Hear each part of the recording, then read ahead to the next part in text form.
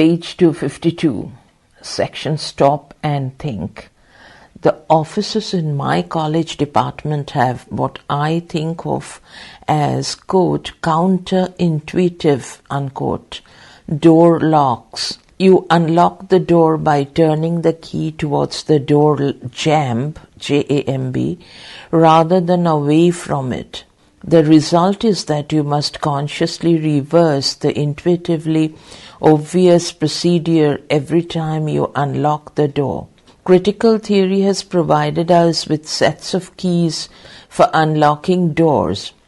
ELYALA keys, comma, in some cases, comma, and many of them seem to have a strongly counterintuitive base. By this I mean that they put forward positions which seem to contradict notions which in everyday life we tend instinctively to regard as right or true. In the case of eco-criticism, the intuition we have to counter is a long-standing, deeply ingrained Western cultural tradition of anthropocentric attitudes which are both religious and humanist, and often enshrined in commonplace references and sayings. Thus, the early Greek philosopher Protagoras, Protagoras, 5th century BC, makes the famous statement, quote, man is the measure of all things, unquote, comma, which places us confidently at the center of everything. In the book of Genesis, human beings are given dominion over the fish of the sea and the birds of the air and every creature that moves on the ground. Page 253.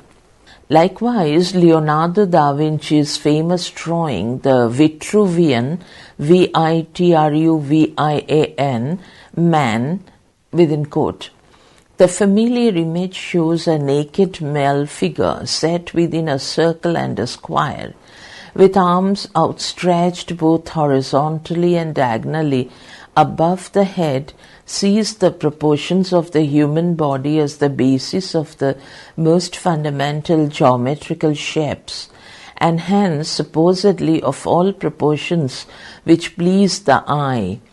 And in the 18th century, Alexander Pope writes in an essay on man, quote, know then thyself, comma, presume not God to scan, semicolon, I, the proper study of mankind is man, unquote. All these and many more images and sayings like them seem to give us a high cultural license for attitudes which are anthropocentric rather than ecocentric, para.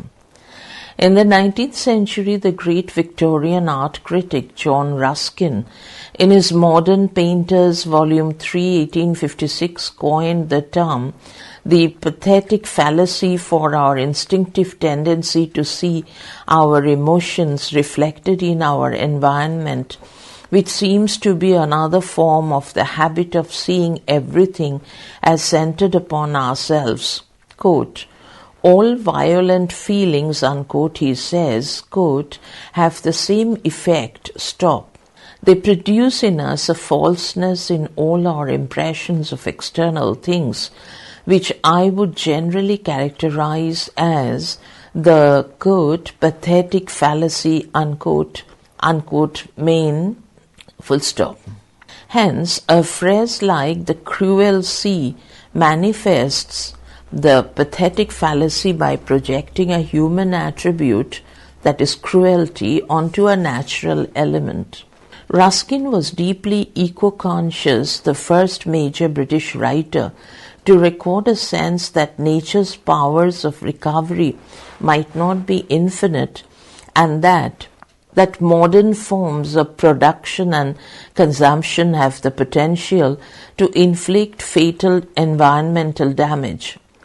In his lectures on what he called, quote, the storm cloud of the 19th century, unquote, which he also called the modern plague, plague-cloud, he expressed his deep anxiety that the atmosphere was being permanently damaged by industrial pollution, which we might say was the environmental consequences of assuming that our dominion over nature need have no limits. The Minatory, Minatory, Ruskin is convinced, after 20 years of making observations, that cloud formations, atmospheric conditions, and weather patterns had been changed during that time. Para. Interestingly, Emerson, by contrast, had no worries about the pathetic fallacy. Quote, nature always wears the colors of the spirit, unquote. Page 254, he says, in the first chapter of Nature, in capital, and it is difficult not to sympathize with what he is saying. Is it going too far to suggest that the difference between these two figures on this point is symptomatic of the divergent tendency between US and UK eco-criticism mentioned earlier? Is it an oversimplification to label the two viewpoints as symptomatic of, respectively, environmental optimism and environmental pessimism? Are crowded islands like Britain and Japan likely to inspire the gut feeling that nature is rapidly being gobbled up by culture, while on the other hand vast land masses like America or Australia tend by their very surrounding presence to produce the deep down conviction that the earth will survive, no matter what evidence there might be about global warming and the ozone layer? Whichever way we instinctively incline on this, can our own well-meant awareness of the problem make any difference? What changes in the world order will be needed to make an improvement in the situation, and will they inevitably curtail our freedom? After all, what gave Ruskin the freedom to write about and worry about industrial pollution while other men and women had to sweat for a living? Wasn't it ultimately the family fortune which was based on the importing of sherry, a trade which must be as intimately linked as any other to the forces which produce industrial pollution? Can our own lives of books and courses and websites be any less implicated? Section. What eco-critics do. 1. They reread major literary works from an ecocentric perspective, with particular attention to the representation of the natural world. 2. They extend the applicability of a range of ecocentric concepts, using them of things other than the natural world, concepts such as growth and energy, balance and imbalance, symbiosis and mutuality, and sustainable or unsustainable uses of energy and resources. 3. They give special canonical emphasis to writers who foreground nature as a major part of their subject matter, such as the American Transcendentalists, page 255. The British Romantics, the poetry of John Clare, the work of Thomas Hardy, and the Georgian poets of the early 20th century. 4. They extend the range of literary critical practice by placing a new emphasis on relevant factual writing, especially reflective topographical material, such as essays, travel writing, memoirs, and regional literature. 5. They turn away from the, quote, social constructivism, unquote, and, quote, linguistic determinism, unquote, of dominant literary theories, with their emphasis on the linguistic and social constructedness of the external world, and instead emphasize ecocentric values of meticulous observation, collective ethical responsibility, and the claims of the world beyond ourselves. Section. Eco-criticism and example.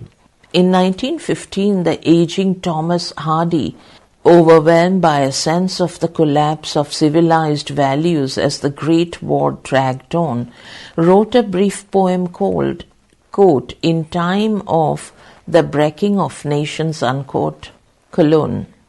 One eye.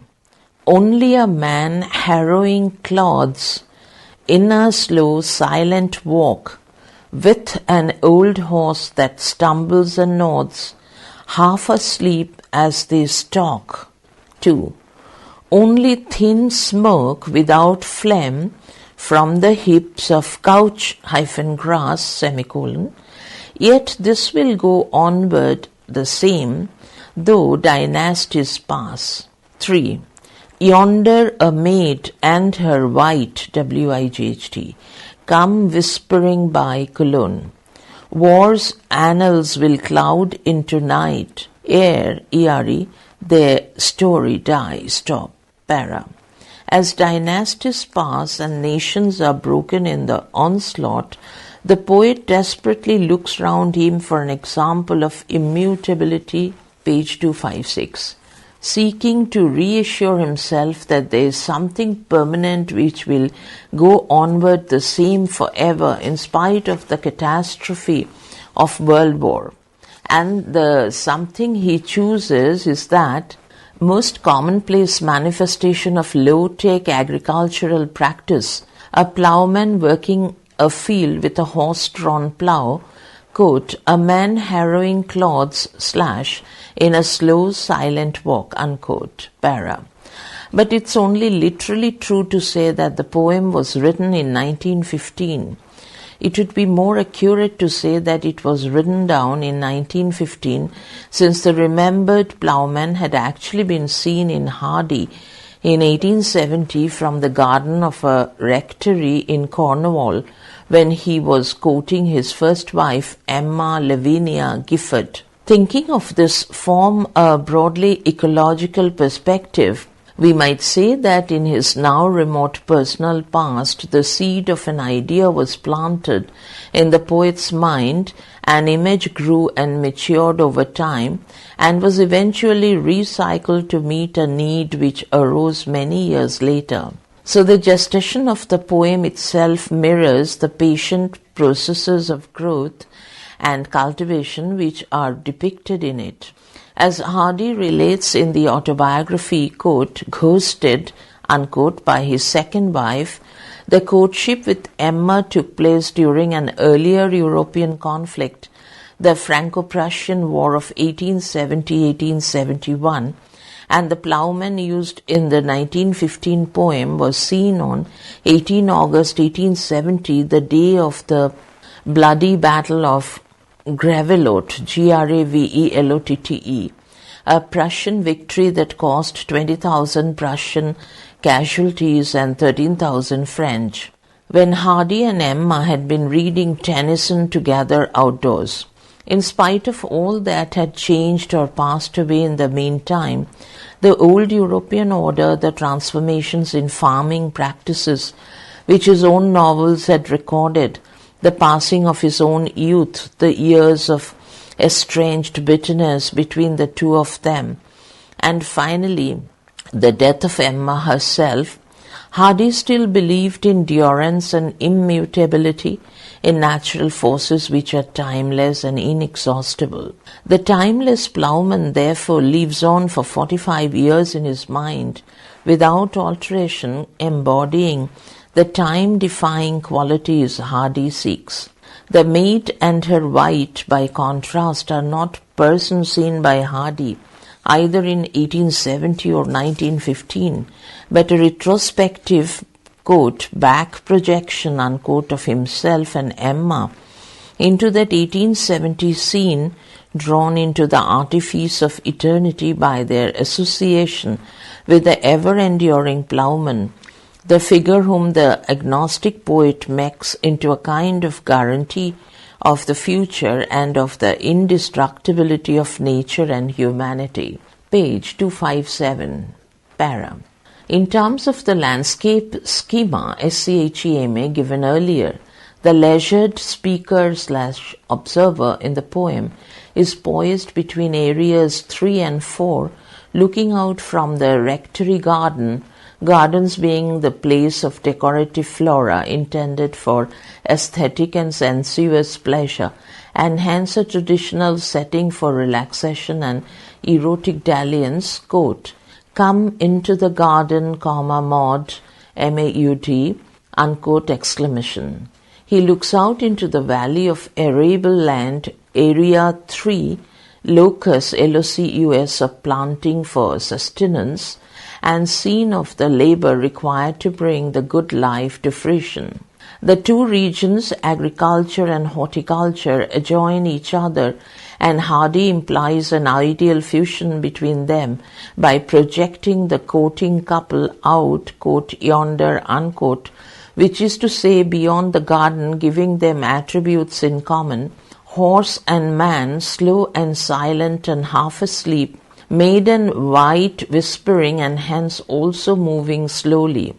The whole scene moves slowly and quietly as if under hypnosis, but they are not quite fused into one, for the ploughman in the first stanza and the couple in the third are divided by the second stanza, with its more negative image: thin smoke without flame from the heaps of burning grass, as if the vision of united productive harmony across the local and domestic landscape is ominously interrupted. All that destructive human activity which hovers just beyond the poem, the breaking of nations referred to in the title's quotation from Jeremiah, and the battles of the Franco-Prussian War mentioned in the autobiography, splits and dislocates the two areas and is represented by the burning. The symbiosis between the two areas, we might say between these different phases and aspects of life, is threatened by the entropic carnage of war. Para. Burdened with a sense of the disruptive waste of war, what comfort, we might ask, could the couple have found in Tennyson? What Tennyson poems might they have been reading? Was it the work of the patriotic armchair warrior Tennyson of, quote, the charge of the Light Brigade, unquote, according to his son, so excited by the Times account of that charge that he whooped, WHOOPED, about the room, swishing the newspaper round above his head like a mock sabre, SABRE. Or the Tennyson of Locksley Hall, who celebrated technological change and the coming of the railways with little sign of any environmental anxieties. Or the sombre Tennyson of In Memoriam, who seemed to have little trust in life going on forever, for he realized that the fossil record of the loss and extinction of species, then gradually being interpreted, page 258, by pioneer Victorian geologists, many of whom were clergymen amateurs, carried no reassuring message of a benign natural continuity, but told vividly of a life force that cared nothing even for the disappearance of innumerable entire species, and of, quote, nature red in tooth and claw, unquote, driven by ruthless predatory instincts rather than by love. This Tennyson spoke from his agnosticism, which was similar to Hardy's.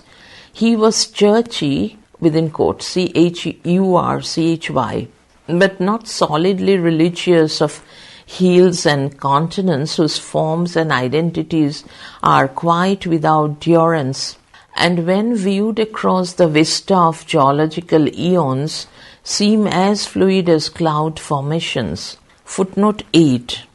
In Memoriam 123, quote, the heels are shadows, and they flow, / from form to form, and nothing stands, / they melt like mist, the solid lands, / like clouds they shape themselves and go, unquote, stop. Back to text.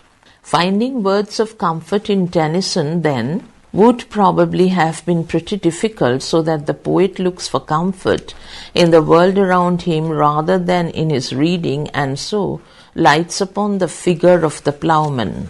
Para. From the perspective of our own present, the confidence which is restored by contemplating the timeless figure of the ploughman will seem somewhat over-optimistic and self-deluding. Hardy's figure of immutability would be our emblem of fragility, our being redolent of a vanished era of human-scale agriculture and of a remote time when the primary associations of farming were not with subsidized overproduction, diseases like BSE in capital, and foot, F capital, FOOT, and mouth, M capital, and the disappearance of songbirds and hedgerows. To react in this way is to begin to frame an eco-centered reading of the poem, centered, that is, not on the pathos of the author's personal life, but on the bizarre contrast between, on the one hand, the loving incubation of a single poetic image across a whole lifetime, as if a poet had all the time in the world, and on the other, the actual precariousness of the ecological balance, which is what the figure must embody for us. Para. What in conclusion are some of the characteristics of this kind of ecocentric reading? The list below indicates what my ecologically inflected reading attempted rather than what it perhaps achieved, but it is illustrative, I hope, of the traits which eco-critical readings commonly have. So firstly, the commentary gives evidence of the incorporation of broadly conceived ecological thinking, showing, for instance, page 259, a keen awareness of the growth processes of the poem itself, how it builds in several layers across a lifetime and does not come into being in a single flash of inspired, imaginative insight which has no visible means of support. Secondly, the reading is aware that the materials which contribute to the poem's slow growth are diverse and disparate. Some are actual events, some from the past, some from the present, and others are imaginative projections, so that the poem isn't true in any simplistic way, but has the much more potent quality of truth to life. Thirdly, of course, an explicitly ecological level of content has been identified. The material about the areas of environment again, and these too have appropriate weight in the discussion. Fourthly, we have read back into the poem a hard-edged, EDGED, retrospective irony that its emblem of permanence cannot function as that for us, less than a century after Hardy wrote the poem, this irony arising from our own acute sense of environmental crisis and danger.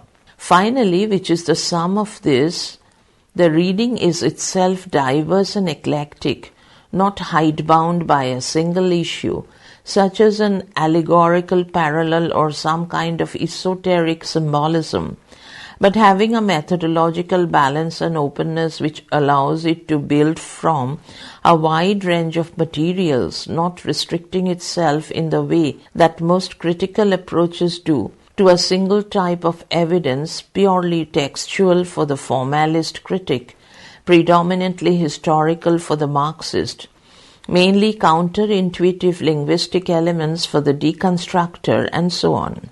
Such eclecticism is often very marked in eco-critical readings, but not usually remarked upon, since anxiety about critical method can seem somewhat remote from this approach. A well-known remark by American eco-critic Scott Slovic, S-L-O-V-I-C, comes to mind as encapsulating this attitude.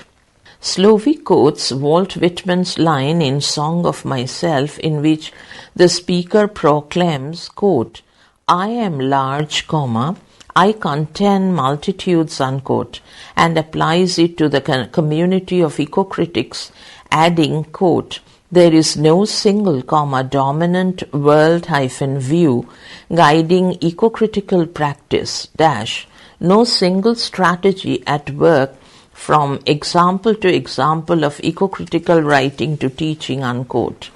Coupe 160. Of course, most critical and theoretical movements make the same eclectic claim about themselves, even those which are closely aligned with the insights of a single founding figure, such as Freud, Lacan, Foucault, Derrida, etc., But it is striking that there is no single figure within eco-criticism who has that kind of dominance. Eco-criticism itself is a diverse biosphere. Page 260. Selected reading. Readers. Branch, Michael P. and Slovic Scott edited the ISLE Reader, Eco-Criticism 1993-2003, University of Georgia Press 2003. An official rival to Coupe, Glotfelty and Kerridge/Samuels. Coupe, Lawrence E.D., The Green Studies Reader from Romanticism in Eco-Criticism, Routledge 2000. This is the definitive UK collection, but it represents major contemporary American voices. Soper, S-O-P-E-R, Snyder, S-N-Y-D-E-R, Slovic, Buell, B-U-E-L-L, Roszak, R-O-S-Z-A-K, Glotfelty, etc., as well as British ones, Bate, Gifford, Gerard, Kerridge, etc., and includes earlier material from the Romantic period onwards. 50 chapters, mostly quite short, in 6 well-conceived and well-introduced sections, so the book is kept to a sensible size of around 300 pages. Glotfelty, Cheryl and Fromm, Harold, edited the Eco-Criticism Reader, Landmarks in Literary Ecology, University of Georgia Press, 1996. The U.S. rival of the above, another excellent but not mammoth collection. Brevity and concision are eco-critical virtues. Kerridge, Richard and Samuels Neil, Neil, edited, Writing the Environment, ZED Books, 1998. 15 essays by major British and American contributors to the field in 3 sections. Eco-critical theory, eco-critical history, and contemporary writing. Still a useful and emerging book in spite of the subsequent publication of Coupe's collection. Para. General. Bate, Jonathan, Romantic Ecology, Wordsworth and the Environmental Tradition, Routledge 1991, already a classic, the founding text of contemporary British eco-criticism, a brief, thought-provoking and engaging book. Bate, Jonathan, The Song of the Earth, Picader, 2000. Impressive for its overall scope and for the breadth and variety of the individual readings. The book shows that this approach can make full use of technique and learning as well as zeal. Buell Lawrence, The Environmental Imaginations, Thoreau, Thoreau, Nature Writing, and the Formation of American Culture, Harvard University Press, 1995. A highly significant and influential work in this field, this is the book most frequently cited by eco-critics. Egan, E-G-A-N, Gabriel, Green, Shakespeare, From Ecopolitics to Eco-Criticism, Routledge, Accents on Shakespeare Series, 2006. On a growth area in eco-criticism, a lively book in an innovative series. Page 261. Gerard Gregg, Eco-Criticism, Routledge, ROUTLEDGE, New Critical Idiom Series, 2004. A very useful and succinct guide to the field. Gifford, Terry, Green Voices, Understanding Contemporary Nature Poetry, Manchester University Press, 1995, discusses R.S. Thomas, George Mackay Brown, John Montagu, Norman Nicholson, Patrick Kavanagh, KAVNGH, and others in what he calls the anti-pastoralist tradition of Crabbe, CRABBE, and Clare, and in what he calls the post-pastoral mode, Henry, successor to Wordsworth, and Hugh, Hughes, successor to Blake. Gifford, Terry, Pastoral, Routledge, Critical Idiom Series, 1999. A very useful book developing the 3-layer model of pastoral, anti-pastoral, and post-pastoral used in the previous book. Kroeber, K-R-O-E-B-E-R, Curl, K-R-L, Ecological Literary Criticism, Romantic Imagining and the Biology of Mind, Columbia University Press, 1994. Another brief and engaging book making an ideal paired read with either of Betsy's above. Murphy, M-U-R-P-H-Y, Patrick D. Edited Literature of Nature, an international source book. Fitzroy Dearborn, 1998. A reference work that explores the diversity of genres, modes, and orientations of literary representations of nature and of human interaction with the rest of the natural world, unquote. Plumwood, Val, V-A-L, Feminism and the Mastery of Nature, Routledge, 1993. Explores the emergence of ecofeminism or ecological feminism, explaining its relation to other feminist theories and to radical green theories such as deep ecology. Schama, S-C-H-A-M-A, Simon, S-I-M-O-N, Landscape and Memory, HarperCollins, 1995. How does environment influence history? This work attempts to answer these questions and gives a portrait of the world around us and how it shapes us. Soper Kate, What is Nature, Culture, Politics and the Non-Human, Blackwell, 1995. Another readable and fundamental text from the mid-1990s period which laid the foundations of contemporary eco-criticism. Page 262, Section 14. Chapter 14, Literary Theory - A History of 10 Events, Para. Several of the available introductory guides to literary theory incorporate such features as glossaries of key terms, timelines, and potted accounts of the ideas of important theorists arranged in encyclopedic format. I have not been tempted to include any of these features in the third edition of this book, because I have always preferred to integrate information into a themed narrative. But one way of presenting the story of literary theory is to center it upon a series of the key events which constitutes its public history. The advantage of doing this is that many of the underlying themes are thereby brought to the fore, so that the trajectory of theory, the arc of its rise and fall, becomes strikingly apparent. Of course, I am using the term literary theory here in its narrow sense, which is to say in reference to its resurgence from the mid-20th century onwards, and disregarding the earlier history of theory which was touched upon in Chapter 1. Within these limitations, we can tell the story of theory through 10 key events. Para. Section, The Indiana University Conference on Style, 1958. Reading. For the book of the conference, see Style in Language, edited Thomas A. Sibiok, the MIT Press, 1960. In its early phase, as explained in Chapter 2, literary theory was the direct offspring of developments in linguistics. The Interdisciplinary Conference on Style at Indiana in 1958 can be seen as an important marker of the growing importance of linguistics within the humanities. Page 263.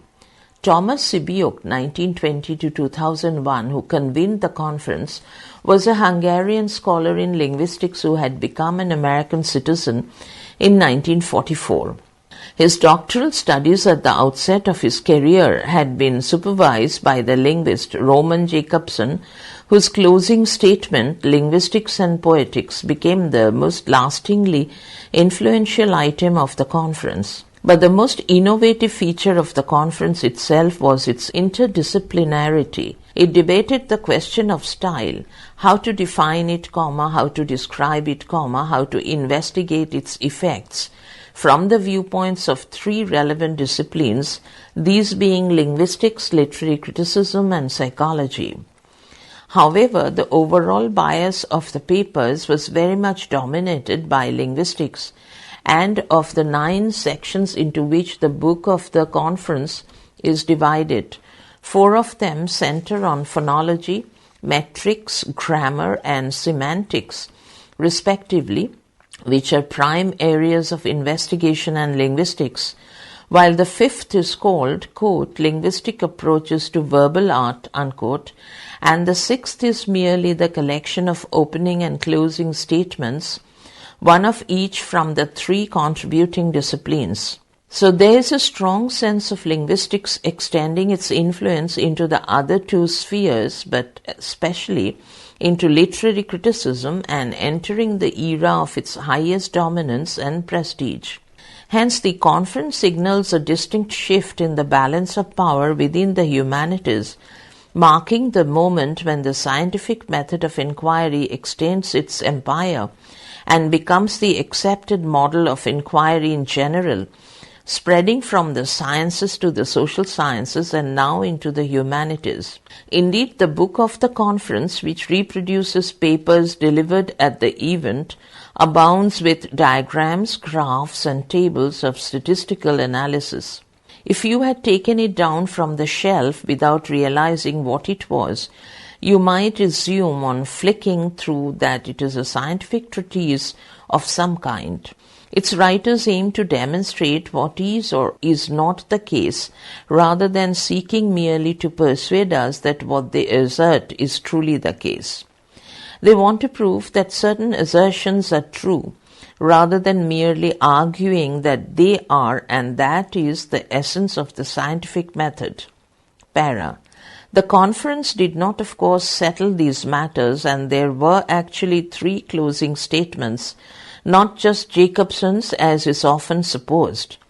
The closing statement on behalf of literary criticism was, page 264, made by the eminent critic René Wellek, R-E-N-E-W-E-L-L-E-K, and he was deeply skeptical about the claims of the linguists. All the same, the period of dominance in literary studies by the humanistic approach of the new critics was entering its final phase, and the prestige of linguistics was rising.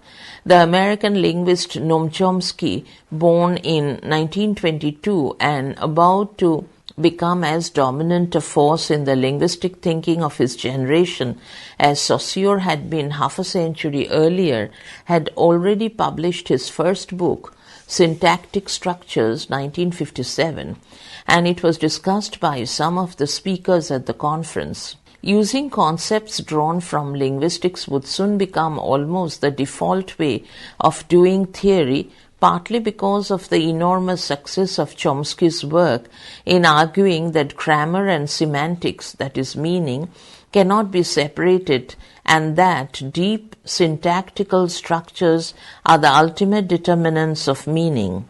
Asterisk.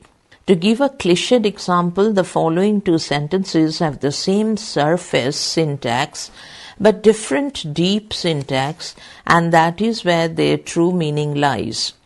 The chicken was ready to eat. The chairman was ready to eat. Back to text. Jacobson's closing statement makes no attempt to sum up the arguments put forward in the course of the conference. Rather, his densely technical analysis of poetry show the linguistic method at work. The argument, if there is one, is brutal and simple. Poetry is language, so poetry must now come within the sphere of linguistics. Quote, the linguist whose field is any kind of language may and must include poetry in his study, unquote. Page 377. He moves towards his conclusion by approvingly quoting the critic John Hollander to the effect that, quote, there seems to be no reason for trying to separate the literary from the overall linguistic, unquote, and he ends with this resounding proclamation, indent. All of us here, however, definitely realize that a linguist deaf to the poetic function of language and a literary scholar indifferent to linguistic problems and unconversant with linguistic methods are equally flagrant, F-L-A-G-R-A-N-T, anachronism, A-N-A-C-H-R-O-N-I-S-M-S. Stop, page 377, indent closes. Henceforth, literary criticism would strive above all to be scientific and methodical, and mere intelligence combined with literary sensibility would no longer be enough. Welcome to the brave new post-Indiana world. Page 265. The Johns Hopkins University International Symposium, 1966.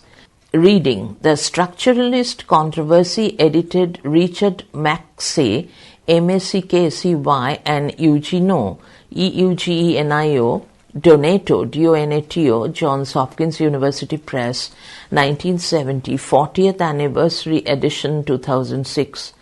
This is the book of the conference containing Derrida's lecture, Structure, Sign and Play, and the questions which followed. Para. In October 1966, an international symposium was held at Johns Hopkins University Press in the USA under the title, The Languages of Criticism and the Sciences of Man. The sequence of elements in the title of the symposium indicates the ongoing primacy of linguistics, but again the aim of the gathering was to be interdisciplinary. The symposium was a co-production, so to speak, with the Sciences D.L. Homme, H-O-M-M-E, section of the École des Hautes Études, Paris, which was the cradle of structuralism. The Stam quote, The Sciences of Man, unquote, indicated a new subject area which linked the interest of what would more conventionally have been called the humanities and the social sciences, taking in, among other areas, anthropology, philosophy, literature, linguistics, psychology, and history. This is the nexus of disciplines which, so to speak, had pooled resources under the aegis of structuralism, and this symposium celebrated the arrival and establishment of structuralism with contributions from its major figures, René Girard, Georges Poulet, P-O-U-L-E-T, Lucien Goldman, G-O-L-D-M-A-N-N, Zvetan, T-Z-V-E-T-A-N, Todorov, and Ronald Burdes.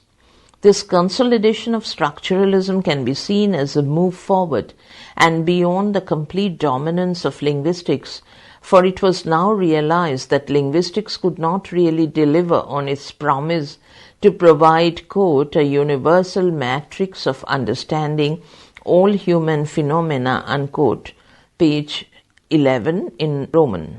Hence, the ground was shifting again, and the impact of Derrida's contribution was to announce his skepticism about the structuralist triumph and to inaugurate a new stage of, quote, post-structuralism, unquote. Para. The content of Derrida's talk is described in Chapter 3, and what strikes me about it now is that, like most of the memorable and significant contributions at conferences, it takes very little notice of the surrounding arguments or contexts and simply bangs down its challenge with flair and conviction. But the characteristic weaknesses as well as the strengths of his approach are already apparent. Page 266. In Derrida's response to questions, see discussion after his paper, pages 265 to 272. He is questioned with some persistence by Jean Hippolyte, whose query comes from a structuralist perspective. Can you have structures without a referent? The previous centers of our thought, notions like man, God, truth, and so on, have been decentered and wiped away, and instead we are left with structures like difference, that is, we have neither A nor B, we have only the difference between them. Language, for instance, is a game with a structure of rules, but we don't ask what the game is for or what ultimate end it serves. So Hippolyte wants to know what Derrida thinks is behind the structure of language. Quote, one cannot think of the structure without the center, unquote, he says, 266. To see what he is getting at, think, for instance, of a game of football. There is an intricate structure of rules and conventions which govern the event. But what is behind the rules? Is it something to do with the excitement of playing or watching the game? Is it the cup which the winning team receives? Is it the glory of victory or the sublimated sense which winning gives of triumphing over the adversaries of life? Obviously, there must be something behind the structures, and Hippolyte wants to know what Derrida thinks it is. But of course, Derrida doesn't tell him, and the question is deflected in ways which later became all too automatic for Derrida as his fame grew. Quote, I do not know where I am going, unquote, comma, he says. 267. Pressed further to say what structure is, quote, how will you define a structure for me, question mark dash, to see where the center is, unquote, page 268. Derrida replies that the concept of structure, quote, is no longer satisfactory, unquote. So, quote, what I have said can be understood as a criticism of structuralism, unquote, 268. He is accused of always speaking of non-centers by a questioner who says that without a notion of centers, you can't explain what perception is. Quote, for a perception is precisely the manner in which the world appears centered to me, unquote, 271. In response, Derrida denies that he has denied the existence of centers but adds, quote, I believe that the center is a function, not a being, dash, a reality, but a function, unquote, 271. But it does conclude by denying the existence of perception, dash, quote, I don't believe that anything like perception exists, ... I don't believe that there is any perception, unquote, 272. This would seem to close off the soft option view of post-structuralism, that is, the view that it is merely a system which emphasizes the constructedness of everything. In other words, page 267, the notion that perceiving is always conceiving. It is striking that the questioning process seems to show Derrida almost being pushed into more extreme formulations than he intended, from which it will later be impossible to pull back. The material from the 1966 conference was written up in 1971, and the book of the conference was finally published in 1972. The change in intellectual climate between the mid-60s and the early 70s was very considerable. By 1972, the implications of the Derridian challenge to structuralism were sinking in, and for the major thinkers at least, the age of post-structuralism was already in full swing. Section, The Publication of Deconstruction and Criticism, 1979. Reading. The book itself and a sample of key reviews, including S. L. Goldberg, London Review of Books, May 22 to June 4, 1980, and Dennis Donoghue, Donoghue, New York Review of Books, June 12, 1980, under the title Deconstructing Deconstruction, and Roger Scruton, Scruton' talk, which was broadcast on BBC Radio 3 in 1980 and is reprinted in his book, The Politics of Culture and Other Aces. Carcanet, Carcanet, 1981, full stop, para. This book by 5 authors was published by Yale University Press in 1979, the 5 being Harold Bloom, Paul D. Mann, Jacques Derrida, Jeffrey Hartman, and J. Hillis Miller, a group sometimes collectively referred to as the Yale Mafia within quote, of theory. The book exemplified deconstructive reading with reference to Shelley's, quote, The Triumph of Life, unquote, presenting this approach to reading in its most uncompromising and even brutal form. It showed deconstruction, which by that time was being taken as representative of literary theory as a whole, in its pomp, brash, confident, and provocative, and for many a kind of Orwellian nightmare of what literary studies had become, as if they had been asked to imagine the future of literary criticism and were being shown a picture of a boot stamping on the face of a literary text forever. The reviewers of the book were polarized and uncompromising in either praise or blame, as if conscious that a decisive battle was being fought for the soul of literary studies. The most notable and sustained attacks on it were S. L. Goldberg's in the London Review of Books, Dennis Donohue's in the New York Review of Books, and Roger Scruton's BBC Radio 3 Talk. Page 268 para. Deconstruction and criticism caused such outrage because it wasn't in fact a work of deconstructive theory, but ostensibly of deconstructive practice. Had it been mere theory, hostile academic readers or dippers, dippers, -in, of other persuasions could have dismissed it as not really being germane, germane, to their own business of germane to their own core business of reading and interpreting literature. It could then have been brushed aside as just one more of the increasing number of books which spoke only to other theorists and carried on a debate purely in the realm of philosophical ideas, with little evident relevance to the day-to-day business of reading and writing about literature. But this was not the situation, and the feelings of affront and outrage which the book provoked came about because it seemed to have invaded the human space of letters, LETTRS, letters within quote, to use a traditional but not now antique term for literary study, threatening to transform the field from within into something alien. There was great fear that this kind of thinking, with its arcane arcane vocabulary and its abstract formulations, was particularly appealing to young academics, so that the future of literary study would be poisoned if it caught on. For the first time, in the UK at least, literary studies began to be discussed on radio and TV, using this book as an example of the strange events which were taking place in English departments. Word got out that a war of some kind was going in English faculties across the land.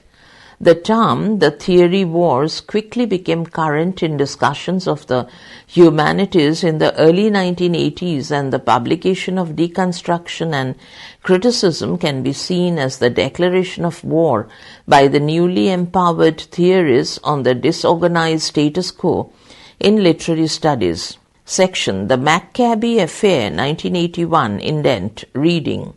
No formal academic account of this event exists, but see the newspaper reports from late 1980 and early 1981, which you can find in most university libraries by using the Times full-text database and searching for Colin Maccabi in the period 1980 and 1981, beginning with the Times of Saturday, 24 January 1981, and the Sunday Times of Sunday, 25 January.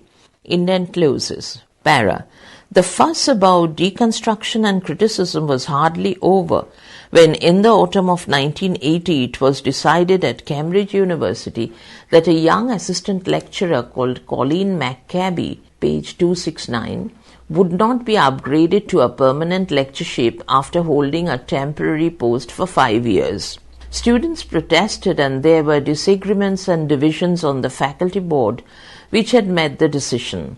The events were reported in the newspapers and became a running news story in the UK during the first half of 1981. The result was a public argument about how English should be taught at universities, with eminent figures from the English faculty publicly taking sides. Raymond Williams and Frank Kermode, Kermode, supported Maccabi, the former liking the Marxist aspect of his work and the latter the structuralist elements, while Christopher Ricks, RICKS, opposed Maccabi's appointment and favored more traditional scholarly and traditional methods.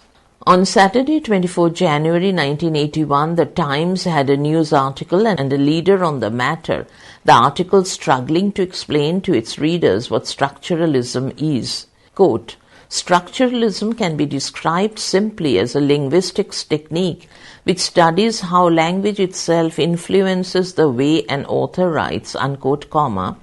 It informed us not very helpfully. The leader took a very lofty view of the whole business, quote, Dons dispute as children squabble, to test out and develop their muscles, unquote, comma. and it too saw structuralism as being primarily about linguistics. Quote, "Structuralism is first of all about grammar, not grammar conceived in the prescriptive sense in which it was once taught in schools and seems to be no longer, but grammar as a pattern of the subliminal forms of language and therefore of the human mind."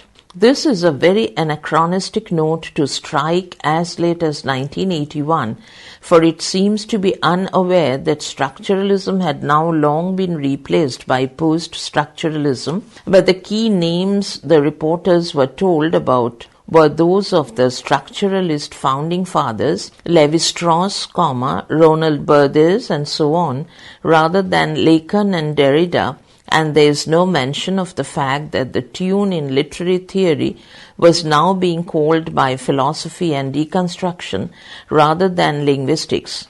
The comments on grammar and the subliminal patterns of the human mind seem to me more like a description of Chomsky's idea of, quote, deep syntax, syntax, unquote, than the state of literary theory in the 1980s. The leader was partly based on an interview with Colin McCabe, which had been hurriedly conducted by journalist Ian Jack. He met McCabe at Heathrow Airport on his return from British Council lecturing trip to Europe, page 270, and interviewed him during the taxi ride into London. The interview was published in the Sunday Times the next day, 25 January, and again the emphasis on language is very marked.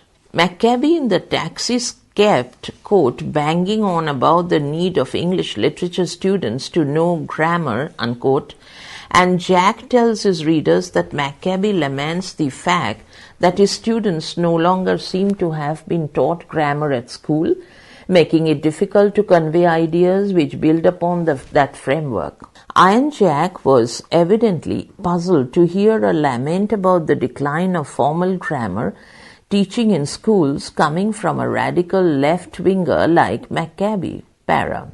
The dispute dragged on at Cambridge and seemed to descend into farcical parody like an episode in Tom Sharpe's 1974 satirical novel Porterhouse Blue, which is about the struggle between reactionaries and reformers at a mythical Cambridge college.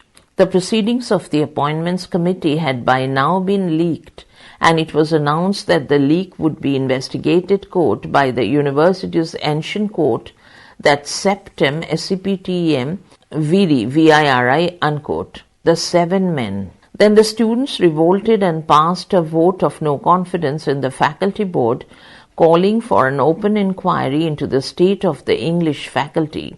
This duly took place in the Senate House, inevitably described in the newspaper reports as oak-panelled, O-A-K-P-A-N-E-L-L-E-D, within quote. It should have been a high-level intellectual debate between structuralists, Marxists, humanists, and the rest, but of course it wasn't. It was about procedures and administration and committees. Higher education in those days was expanding rapidly, but funding was being rigorously curtailed by the Thatcher government. There was wet rot, W-E-T-R-O-T, in buildings and a lack of cleaners, and students complained about inadequate contact time with tutors who were increasingly being pressured to get on with their research.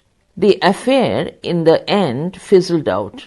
A compromise was reached whereby McCabe's post would be extended for a further year, but in July 1981 he left Cambridge to take up the offer of a professorship at the enterprising Strathclyde, Strathclyde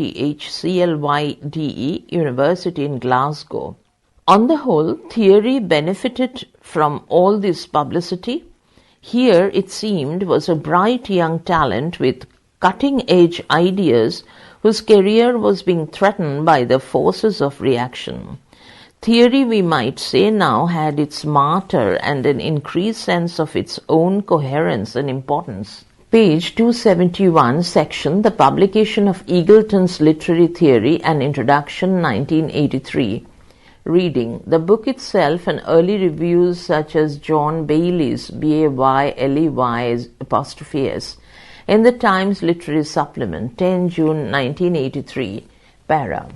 The spread of literary theory since the 1970s seems, in retrospect, to have been inevitable and relentless, but in reality it was dependent upon finding effective ways of teaching theory, not just ways of studying it at faculty and postgraduate level. The Maccabi affair highlighted some of the difficulties of doing this and showed the need for detailed exposition, exemplification, and discussion. Most of the primary texts of literary theory had been written in French, with a few in German or Russian, and by no means all of them had yet been translated.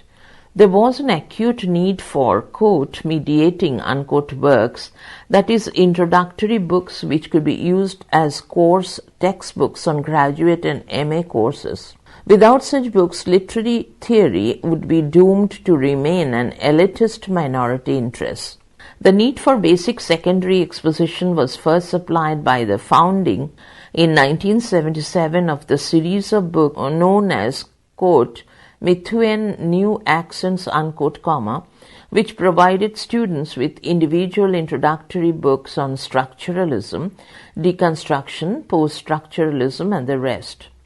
An introductory overview of literary theory was also a necessity, and the first book to meet this need was Terry Eagleton's Literary Theory and Introduction, published by Blackwell in 1983. The book was an instant success because it was written in a lively and provocative manner and resisted the temptation to produce a dense and elephantine tome.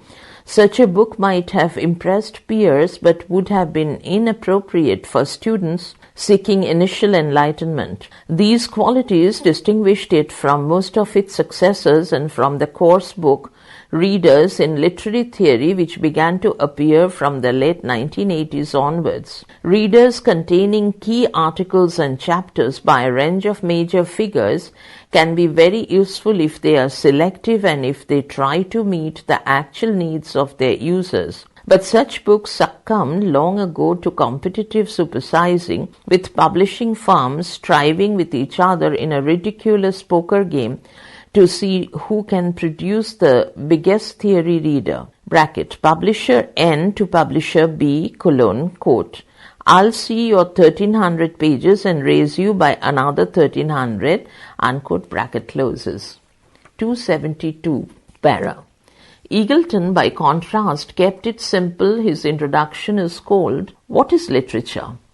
And the first chapter tells the history of the rise of English studies.